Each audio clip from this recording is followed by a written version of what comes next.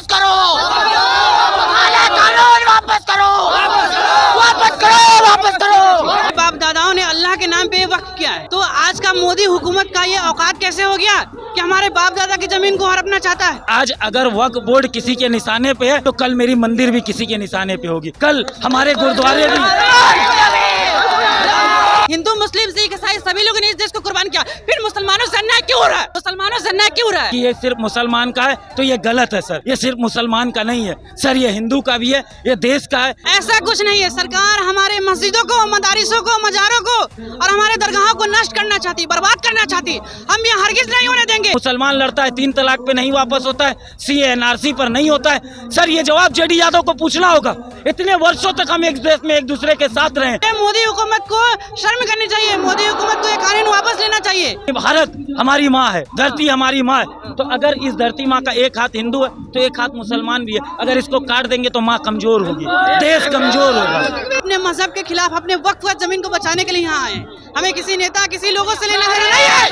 वो 2014 के बाद वाले हिंदू नहीं है सर, सनातनी जो कभी ना अंत होने वाला सनातन से है। किसी तरह की सीधी सी बात है, वक्फ बोर्ड की जो जमीन है वो पूर्वजों ने दी है, इनको पूर्वजों से मिली है, इनको खतियान इनका है, केवाला इनका है, सारी चीजें इनकी है। तो हम सरकार और बाकी लोग इसमें कौन होते? हम ये सभी यहाँ लोग इकट्ठा हुए हैं, इस कानून के खिलाफ है, और जो उस सांसद को शर्म करना चाहिए जो इस कानून का समर्थन कर रहे हैं। और अगर हमको दुनिया से लोहा लेना है तो दोनों हाथ की ताकत और दोनों बाजुओं की ताकत से लिया जाता है। गांधी मैदान में 29 तारीख दिन रविवार को इतने 15 लाख के करीब लोग पहुंच रहे हैं, कितना फंसे हुए हैं। सिर्फ और सिर्फ मुसलमानों को टारगेट करना, मुसलमानों को परेशान करना, कहीं न कहीं सर। नमस्कार, द इंडिया टॉप देख रहे हैं, मैं हूँ अखंड ज्योति। देखिए, राजधानी पटना के गांधी मैदान में तमाम अल्पसंख्यक समुदाय के लोग उतर चुके हैं।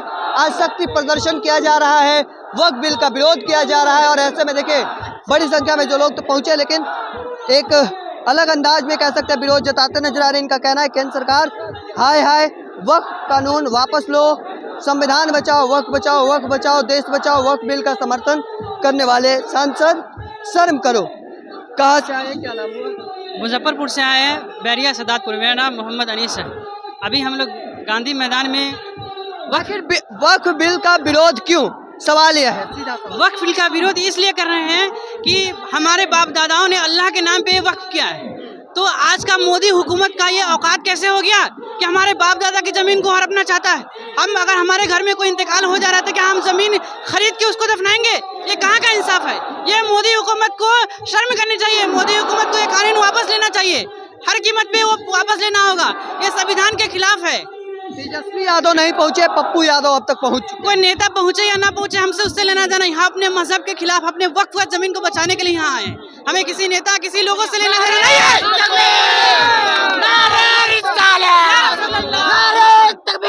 आराम से तो सवाल यह रहेगा कि लगातार एक सवाल जो लोगों के बीच में रहा है कि वक्फ बोर्ड में संशोधन इसलिए किया गया है क्योंकि किसी भी जमीन पे वक्फ बोर्ड का दावा कर दिया जाता है, इस वजह से संशोधन किया जा रहा है। इसको किस तरीके से? ऐसा कुछ नहीं है, सरकार हमारे मस्जिदों को, मदारिसों को, मजारों को और हमारे दरगाहों को नष्ट करना चाहती, बर्बाद करना चाहती।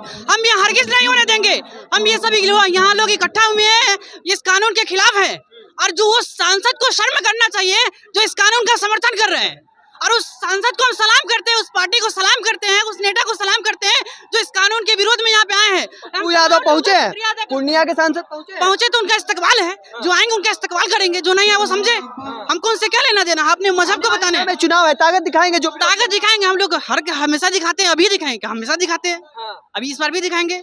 अब तक तेजस्वी नहीं पहुंचे तो तेजस्वी को चुनाव के समय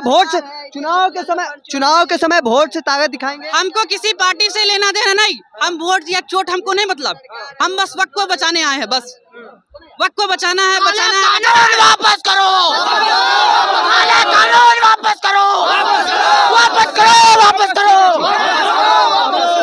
देखिए, देखिए जिस तरीके से लगातार आप लोग विरोध प्रदर्शन कर रहे हैं, तो ऐसे में लगता है कि सरकार बात को सुनेगी, और अगर नहीं सुनती है तो आगे क्या करेगी? बिल्कुल सुनेगी, बिल्कुल सुनेगी। आज इतिहास रचा रहा है। यही कलम में, कॉपी में लिखा जाए कलम से कि गांधी मैदान में 29 तारीख दिन रविवार को इतने 15 लाख के करीब लोग पहुंच रहे हैं। कितना फंसे हुए हैं। हम अभी ट्रेन से आ रहे हैं, ट्रेन में कितने लोग आ रहे हैं, बस से आ रहे हैं, हेलीकॉप्टर से आ रहे हैं, एरोप्लेन से आ रहे हैं। आप खुद देख सकते हैं तमाम लोगों को, सभी लोगों का शुक्रिया है जो इस कानून का विरोध कर रहे हैं, और करते रहेंगे जब तक सरकार वापस नहीं लेती है। करते रहेंगे, वापस करना होगा। जैसे इस मैदान से आंदोलन शुरू हुआ 1942 में, भारत छोड़ो आंदोलन शुरू हुआ, जयप्रकाश नारायण यहीं से आंदोलन शुरू किए। तो अब्दुल कलाम आजाद इस देश की कुर्बानी के लिए सभी लोगों ने कुर्बान दिया। हर हिंदू, मुस्लिम, सिख, ईसाई सभी लोगों ने इस देश को कुर्बान किया। फिर मुसलमानों से अन्याय क्यों हो रहा है? क्या नाम हुआ आपका? हमारा नाम जितेंद्र यादव हुआ, जेडी यादव हुआ। जेडी यादव जी, जितेंद्र यादव, जेडी यादव, नरपतगंज अररिया से आए हैं, सीमांचल की सरजमी से। और वक्फ बोर्ड के जो विरोध हमारे सभी भाई कर रहे हैं, उसी विरोध में हम ये जताना चाहेंगे और मीडिया के माध्यम से दिखाना चाहेंगे कि ये संकेत अगर लोगों में जा रहा है कि ये सिर्फ मुसलमान का है, तो ये गलत है सर। ये सिर्फ मुसलमान का नहीं है सर, ये हिंदू का भी है, ये देश का है, ये संविधान का है, ये लोकतंत्र का है। इसकी सबसे बड़ी वजह आपको बता देते हैं कि आज अगर वक्फ बोर्ड किसी के निशाने पे है, तो कल मेरी मंदिर भी किसी के निशाने पे होगी, कल हमारे गुरुद्वारे भी। देखिए यही हम लोग गलती करते हैं, एकदम जज्बाती नहीं होना। जब ये पूछने आए तो हम ये कहना चाहते हैं कि सर किसी सरकारी जमीन पर हम या हमारे मुसलमान भाइयों को किसी तरह तो है नहीं। जैसे मेरे दादा रामराज यादव जी, मेरे पिताजी चंद्रदेव यादव जी, और मैं उनका बेटा जितेंद्र यादव। तो मेरे दादा रामराज जी से वो सारी संपत्ति मिली चंद्रदेव यादव जी को, चंद्रदेव यादव जी से वो संपत्ति मिली जितेंद्र यादव जी को। तो जितेंद्र यादव अपने बच्चों को संपत्ति देंगे। सीधी सी बात है, वक्फ बोर्ड की जो जमीन है वो पूर्वजों ने दी है इनको, पूर्वजों से मिली है इनको। खतियान इनका है, केवाला इनका है, सारी चीजें इनकी है। तो हम सरकार और बाकी लोग इसमें कौन होते? सिर्फ और सिर्फ मुसलमानों को टारगेट करना, मुसलमानों को परेशान करना। कहीं ना कहीं सर किसान बिल वापस क्यों हो गया? सर किसान बिल अगर पंजाब में, अगर वहाँ जाट गुजर लड़ रहे थे, वहाँ सिख लड़ रहे थे, तो उनके बिल वापस हो जाते हैं। और मुसलमान लड़ता है 3 तलाक पे नहीं वापस होता है, CA NRC पर नहीं होता है। सर ये जवाब जेडी यादव को पूछना होगा। इतने वर्षों तक हम एक देश में एक दूसरे के साथ रहे, अगर हम नहीं खड़े होंगे तो फिर ये देश मिट जाएगा। देखिए माथे पर तिलक लगाए हैं और गले में लाल रंग का गमछा लिए हुए हैं। अंदर आप देखिएगा तो देखिए रुद्राक्ष का माला भी पहने हुए हैं। और वो 2014 के बाद वाले हिंदू नहीं है सर, सनातनी जो कभी ना अंत होने वाला सनातन से है। किसी तरह की उसमें नहीं आए हैं कि मतलब किसी सर दिल में एक ठेस है। मेरा एक भाई है, अगर हम कहते हैं ना कि भारत हमारी माँ है, धरती हमारी माँ है, तो अगर इस धरती माँ का एक हाथ हिंदू है तो एक हाथ मुसलमान भी है। अगर इसको काट देंगे तो माँ कमजोर होगी, देश कमजोर होगा। सर इस कमजोरी को बचाना है तो हमको एक मुश्त ये ताकत लेकर, और अगर हमको दुनिया से लोहा लेना है तो दोनों हाथ की ताकत और दोनों बाजुओं की ताकत से लिया जाता है, एक बाजू से कभी नहीं ले पाएंगे।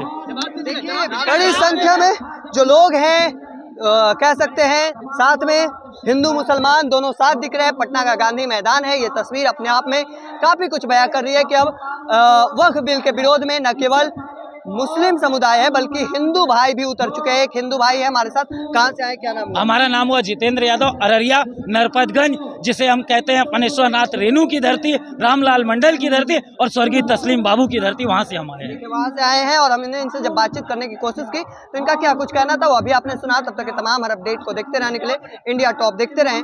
धन्यवाद।